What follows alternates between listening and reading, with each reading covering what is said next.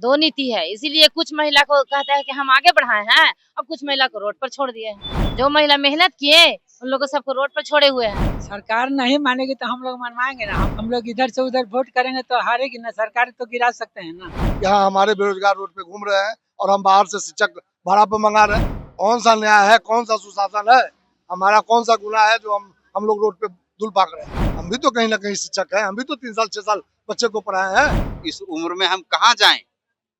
कौन सी फैक्ट्री, कौन सा नौकरी करें? बिहार सरकार के ये जनहित में फैसला ले और हमको करे।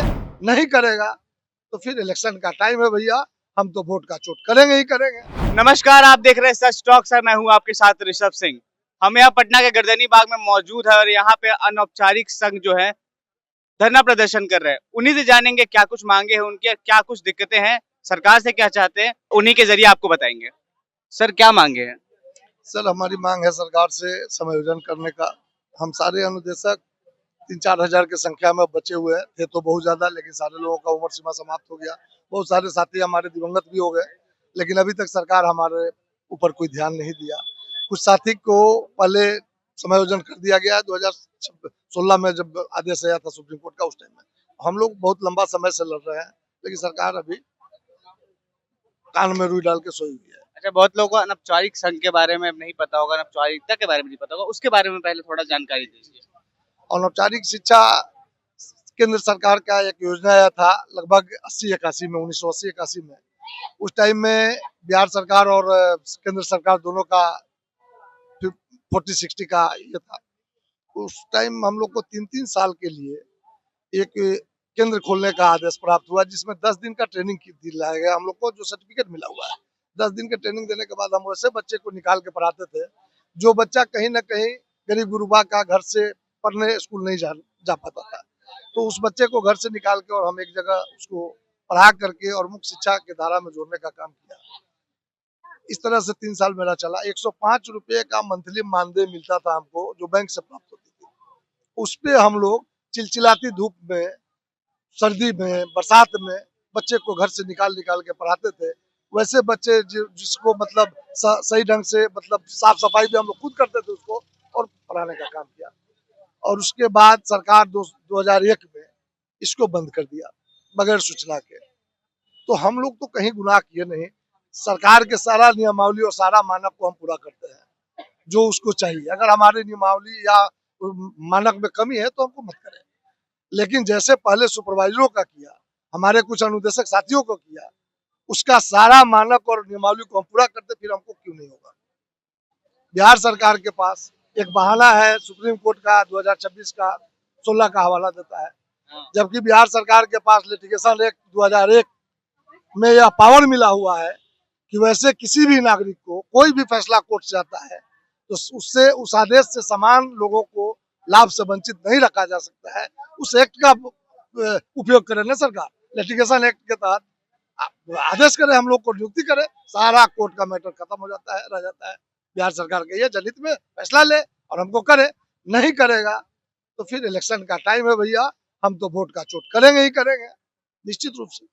क्या कुछ प्रमुख मांगे हैं जो आप सरकार से मनवाना चाहते हैं, सरकार से मांग कर रहे हैं? एक सूत्री मांग है मेरा, जो बैनर पर भी लिखा हुआ है। ऐसा नहीं कि हम 10 गो मांग रखे और एक मांग पे जाके, हमारा एक मांग है, हमको सरकार समायोजित करे। चतुर्थ वर्गीय कर्मचारी के दर्जा जो दिया है आगे हमारे मित्रों को, वह दर्जा हमको प्राप्त हो और हमको बिहार सरकार का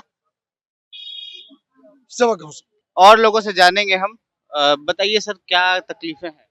तकलीफ सर यही है कि हम लोग 94 से लेकर के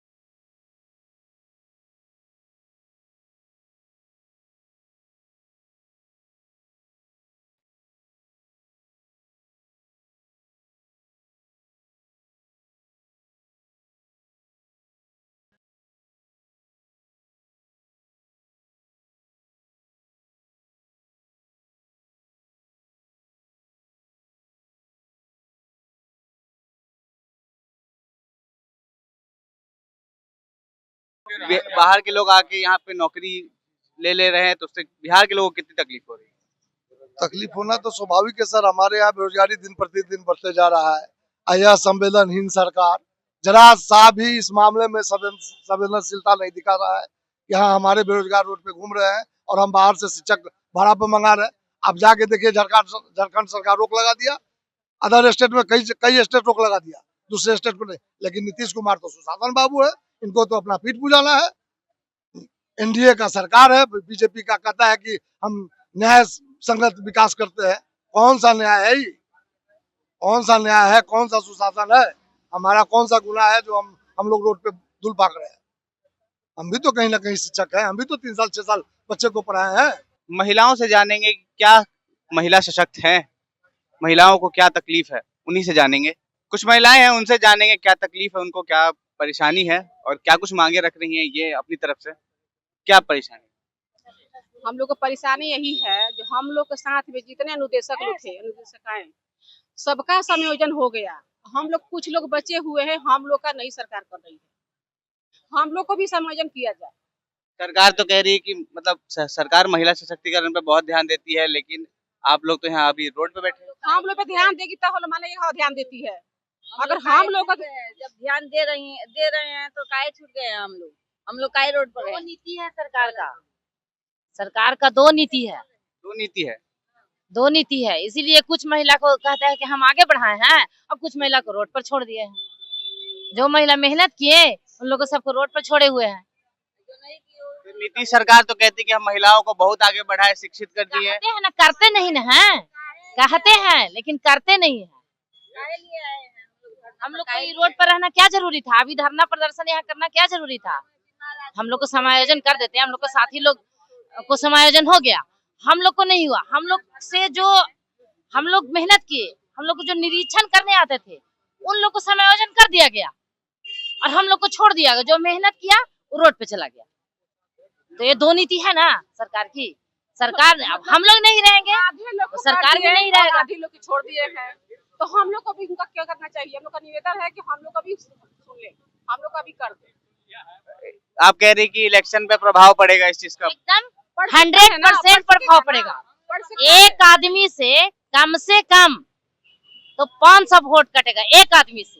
तो सोचिए हम लोग कितने आदमी हैं, पूरा वोट उनका बहिष्कार होगा। अच्छा, कहाँ से आई? हम गया डिस्ट्रिक्ट बांके बाजार से आए हैं। गया से यहाँ आई है धरना करने। जी, आप कहाँ से आई? हम सिवान जिला से हैं। हम भी सीवान जिला के हैं। हम भी यही अनुरोध करेंगे माननीय नीतीश कुमार जी से कि हम शिक्षक लोग का हुआ है, हम लोग में जितने शिक्षक लोग थे समायोजन सबका हुआ है। जो हम लोग छूटे हुए हैं हम लोग को भी कर दिया जाए समायोजन। ये अनौपचारिक संघ के लोग थे, ये अपनी मांगों को लेकर यहाँ गर्दनीबाग में प्रदर्शन कर रहे हैं, जहाँ पे इनका कहना है कि कुछ लोगों का समायोजन हुआ है और बाकी कुछ लोग जो बच गए हैं उनका समायोजन कर दे। सरकार से ये मांग कर रहे हैं कि इनकी मांगों को पूरा करें, समायोजन कर दें। ऐसी खबरों के लिए बने रहे हमारे साथ, देखते रहे सच टॉक।